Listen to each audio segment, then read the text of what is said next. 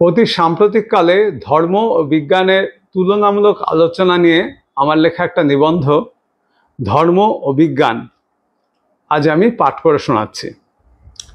ধর্ম শব্দটা একটা তৎসম শব্দ তথা সংস্কৃত শব্দ, যা ধৃ ধাতু থেকে উৎপন্ন হয়েছে। অর্থাৎ ধর্ম অর্থে মানুষ যা ধারণ করে আছে। পদার্থবিজ্ঞানে প্রত্যেক বস্তু বা মৌলের নির্দিষ্ট ধর্ম আছে। মানুষের ধর্ম বলতে দয়া, সেবা, ক্ষমা, দান, প্রেম ইত্যাদি যে মানবিক গুণগুলি মানুষ ধারণ করে আছে তাই বোঝায়। ক্রূরতা, হিংসা, ঈর্ষা, ব্যভিচার ইত্যাদি অবগুণগুলো মানুষ ধারণ করে আছে, কিন্তু যেহেতু ওইগুলো অবগুণ বা দোষ, সেহেতু ওইসব অবগুণগুলোকে অধর্ম বলে। প্রকৃতপক্ষে আমরা যাকে ধর্ম বলি তা সঠিক অর্থে ধর্ম নয়। আমরা ইসলাম ধর্ম, বৌদ্ধ ধর্ম, খ্রিস্টান ধর্ম, শিখ ধর্ম ইত্যাদি নানান ধর্মের কথা বলি। হিন্দু ধর্ম বলে যে আমরা বলি তা প্রকৃত অর্থে সনাতন ধর্ম। অন্যান্য ধর্ম কোনো বিশেষ ব্যক্তি দ্বারা প্রচারিত। সনাতন হিন্দু ধর্ম কোনো ব্যক্তি প্রচারিত কোনো ধর্ম নয়। এটা যুগ যুগ ধরে মুনি ঋষি সাধকদের তপস্যা উপলব্ধির ফল।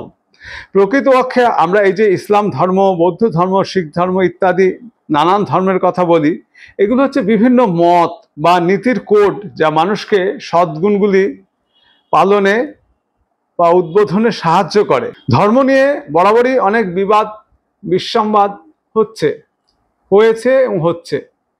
কোনো ধর্মমতই মানুষকে হিংসার কথা বলে না, বরং সদ্গুণগুলির উদ্বোধন ও লালনের কথাই বলে। সুতরাং ধর্ম বলতে যেসব প্রতিষ্ঠান বা নীতি বা সম্প্রদায়গুলোকে আমরা জানি, তারা প্রকৃত অর্থে মানুষকে তার অন্তরের গুণগুলো বিকশিত হওয়ার উপদেশ দেয়, মানুষকে হিংসার উপদেশ দেয় না।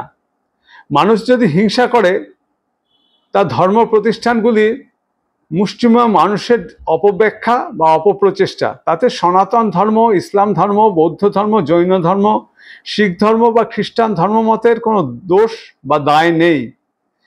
মানুষ যদি সুন্দর নীতিগুলিকে অসুন্দর ব্যাখ্যা এবং অপব্যাখ্যা এবং অপব্যবহার করে, তাতে মানুষকে মানুষের বিরুদ্ধে হিংস্র করে তোলে বা লেলিয়ে দেয়, তার দায় ধর্ম সম্প্রদায়গুলোর নয়, তার দায় মানুষের। আপনারা যদি ধর্মগ্রন্থগুলো যথাযথ রূপে পাঠ করেন, তবে দেখবেন কোনো ধর্মমতই মানুষকে হিংস্র হতে বা হিংসক হতে পরামর্শ দেয় না। মানুষ তার ব্যক্তিগত স্বার্থ সিদ্ধির জন্য বা স্বার্থ চরিতার্থের জন্য তার অপব্যাখ্যা করে মানুষকে মানুষের বিরুদ্ধে হিংস্র করে তোলে। তার গুণগুলির পরিবর্তে তার অবগুণগুলো বা দোষগুলির উদ্বোধন করে। এই দায় ধর্মের বা ধর্মমতের নয়, এই দায় স্বার্থান্বেষী মানুষের। বিজ্ঞান কথাটা এসেছে বিপূর্ব জ্ঞান ধাতুর অন থেকে, অর্থাৎ বিশেষ রূপে জানা।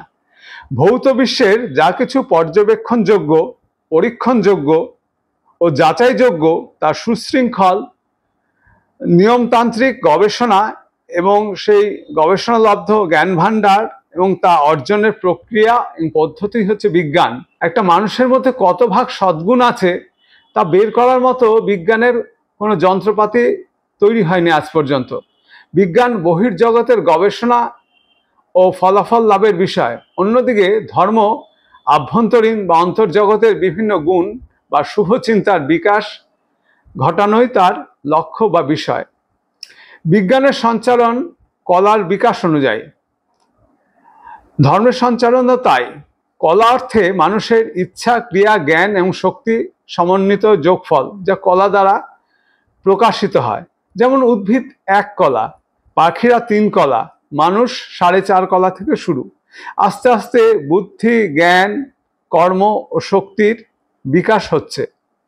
এই বিকাশের ধারা চলতেই থাকে। যেমন 5 কলা গণেশ স্তর, গণেশ অর্থে যারা প্রতিবাদী সত্তা। 6 কলা সূর্য স্তর, যারা আইন, চিকিৎসা, বিজ্ঞান ইত্যাদির সাথে সাধারণভাবে যুক্ত। 7 কলা বিষ্ণু স্তর, যারা অ্যাডমিনিস্ট্রেটিভ লাইনের সাথে যুক্ত। এই বিষ্ণু স্তর আবার সুবিষ্ণু, কুবিষ্ণু এই 2 রকম হতে পারে।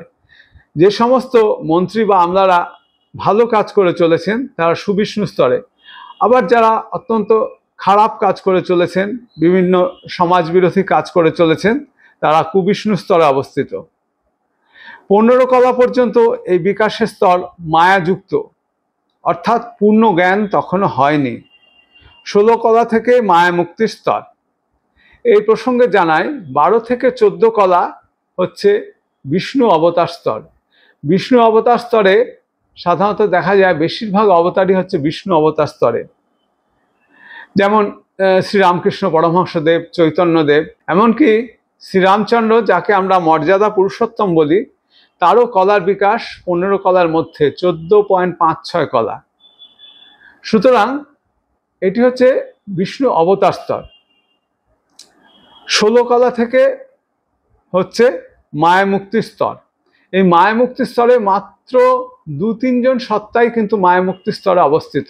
আমাদের অবতারদের মধ্যে একমাত্র শ্রীকৃষ্ণ এবং বলরাম অবতার মায়ামুক্তির স্তরে অবস্থিত 16 কলার ওপরে। যেমনি বলরাম অবতারের কলার স্তর হচ্ছে 18 কলা, যেটা হচ্ছে মহাগণের স্তর।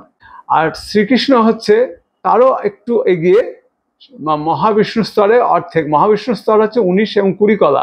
অনন্ত সাহিত্য বিষ্ণু সমগ্র জগৎকে পালন করছেন, সেই মহাবিষ্ণু স্তরের অর্ধেক স্তরে অর্থাৎ 19.02 কলায় দাঁড়িয়ে আছেন ভগবান শ্রীকৃষ্ণ।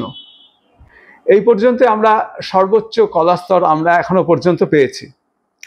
ধর্মের প্রকৃত লক্ষ্য হচ্ছে মায়া জগতের বন্ধন ছিন্ন করে জীবাত্মাকে পরমাত্মার সাথে যুক্ত করে কাঙ্ক্ষিত মুক্তি লাভ। কাঙ্ক্ষিত মুক্তি লাভ বলতে এটা নয় যে আমরা আর জন্মাবো না, এটি কাঙ্ক্ষিত মানুষের মুক্তি নয়। কাঙ্ক্ষিত মুক্তি বলতে প্রজ্ঞা লাভ, অর্থাৎ সুপ্রিম নলেজ বা উইসডম লাভ, আনন্দ, প্রকৃত আনন্দ, চৈতন্য, শান্তি, শক্তি, সিদ্ধি, প্রকৃত বিদ্যা, বুদ্ধি, ভালোবাসা বা প্রেম, অটুট বিশ্বাস, অটুট স্বাস্থ্য এবং পূর্ণ সুরক্ষা লাভ করা। ওম শান্তি, ওম শান্তি, ওম শান্তি।